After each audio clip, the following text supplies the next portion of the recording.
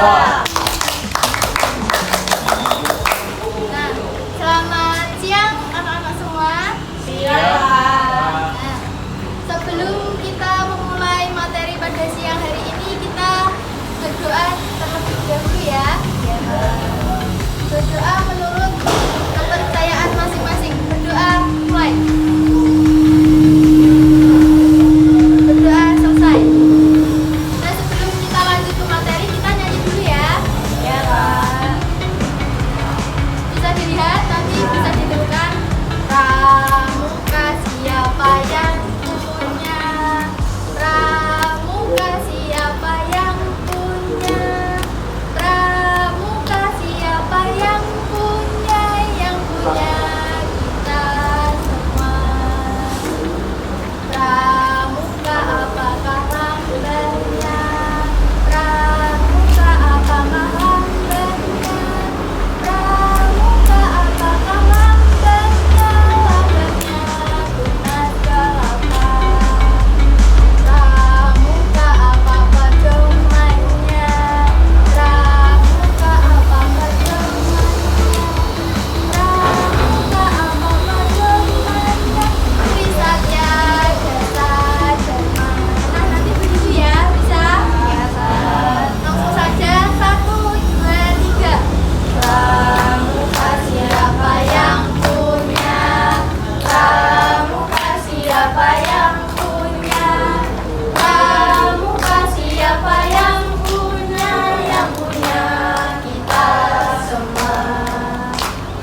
Pramuka apakah lambannya?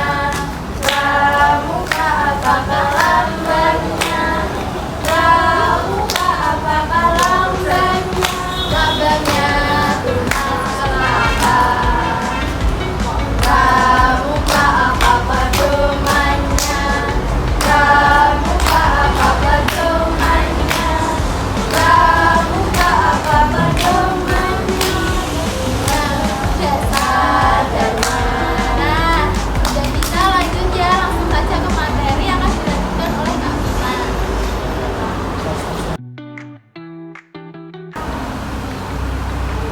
Oke, semuanya sudah siap adik-adik semuanya untuk kegiatan hari ini? Kalau sudah siap berarti jawabannya yang keras siap gitu ya. Diulangi lagi, apakah sudah siap adik-adik untuk kegiatan pramuka hari ini? Siap. Yang keras siap. Siap. Nah, segitu. Ya, tepuk tangan semuanya. Oke ya, jadi hari ini kita akan belajar mengenai struktur organisasi nasional dan gugus depan di Indonesia serta peran sekolah dalam pramuka siaga dan penggalang tingkat pramu. Nah, untuk materinya yang akan disampaikan oleh kakak yaitu mengenai struktur dan peran organisasi pramuka nasional. Untuk tingkat yang pertama yaitu Kuartir Nasional atau yang disingkat menjadi Kuarnas. Nah, tugasnya yaitu menyusun kebijakan nasional, pedoman, dan program kepramukaan seluruh Indonesia.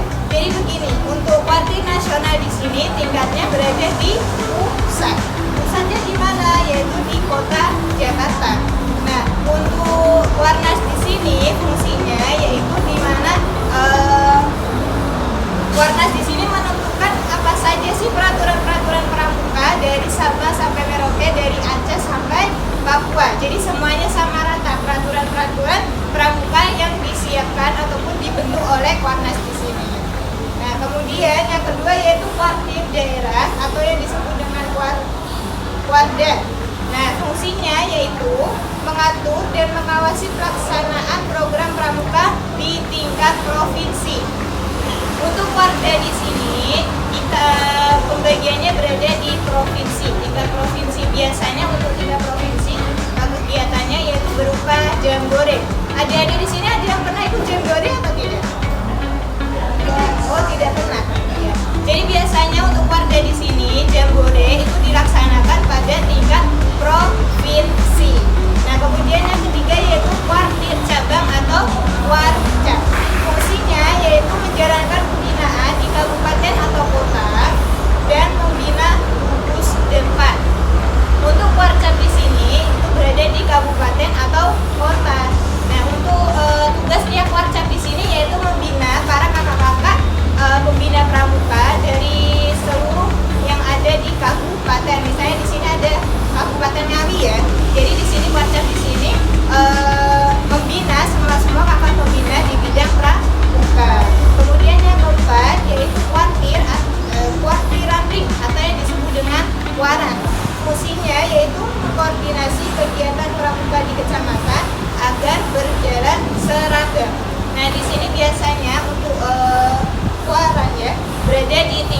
kecamatan. Jadi setiap kecamatan yang ada di Ngawi ini biasanya ada yang disebut dengan Kuaran. Tingkatannya ada di kecamatan, misalnya kecamatan Ngawi sendiri, kecamatan Padas, kecamatan mana dia? Rambe. Ya di situ biasanya di setiap kecamatan itu ada yang namanya Kuaran. Nah yang terakhir yaitu gugus depan. Nah gugus depan ini fungsinya yaitu melaksana kegiatan langsung yang berinteraksi dengan peserta didik. Nah jadi gugus depan itu kira-kira tempatnya di mana? Ada yang tahu? SD. Ya di tingkat SD atau di tingkat sekolah ya. Jadi seluruh instansi kegiatan pendidikan itu, misalnya kayak SD, SMP, SMA maupun tingkat perkuliahan. Ya di sini biasanya menjadi satu yang dinamakan dengan gugus depan. Nah biasanya untuk gugus depan ini pelaksananya itu dari gurunya sendiri, yaitu guru dari bidang kepramukaan. Oke. Yang selanjutnya akan dijelaskan oleh Kak Adi. Baik, selanjutnya kakak lanjut ya. Kan tadi sudah membahas tentang struktur dan peran organisasi pramuka nasional. Dan selanjutnya itu ada struktur di gugus depan. Yang pertama itu ada Kamabigus. Kamabigus ini adalah kepala sekolah yang bertanggung jawab atas kebijakan gudeg atau gugus depan. Nah, selanjutnya ada ketua gudeg. Ketua gudeg di sini memimpin dan mengelola kegiatan pramuka di sekolah. Selanjutnya ada pembina satuan. Ada tingkat SD atau MNI dibina oleh pembina siaga. Dan untuk jenjang usia SMP sampai atau MTS dibina oleh pembina penggalang. Dan untuk SMA, MA atau SMK dibina oleh pembina penegak. Dan untuk usia mahasiswa dibina oleh pembina P3. Selanjutnya ada Dewan Satuan. Dewan Satuan yaitu badan kepemimpinan anggota muda di satuan masing-masing. Oke, selanjutnya akan dijelaskan oleh kakak pembina yang lainnya. Peran sekolah dalam pramuka siaga. 1. Menyediakan wadah pendidikan karakter melalui kegiatan kepramukaan yang menanamkan nilai disiplin, tanggung jawab, dan kerjasama dan kemandirian. Yang kedua, membimbing dan membina peserta didik agar berkembang sesuai dengan dasar dharma, bumi dharma, dan kesaktian pramuka. Yang ketiga, menyiapkan guru pembina yang mampu membimbing kegiatan dengan metode yang menyenangkan dan mendidik.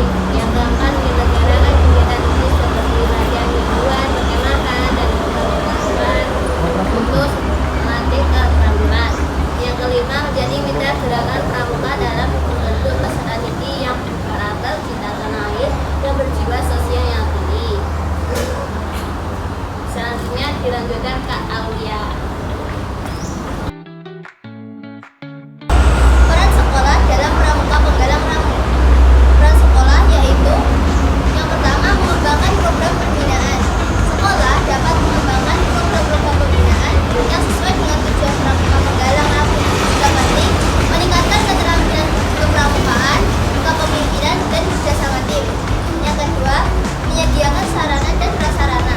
Sekolah dapat menyediakan sarana dan prasarana yang dibutuhkan untuk kegiatan pramuka penggalang pramuka seperti lapangan, peralatan kepramukaan, dan fasilitas lainnya. Yang ketiga, mengawasi dan mengevaluasi.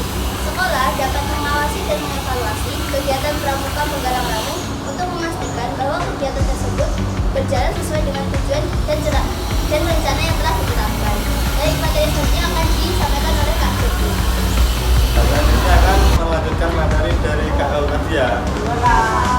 Peran sekolah dalam pramuka penggalang ramu mengintegrasikan nilai-nilai kepramukaan. Sekolah dapat mengintegrasikan nilai-nilai kepramukaan ke dalam proses pembelajaran di kelas, sehingga siswa dapat memahami dan mengamalkan nilai-nilai tersebut dalam kehidupan sehari-hari.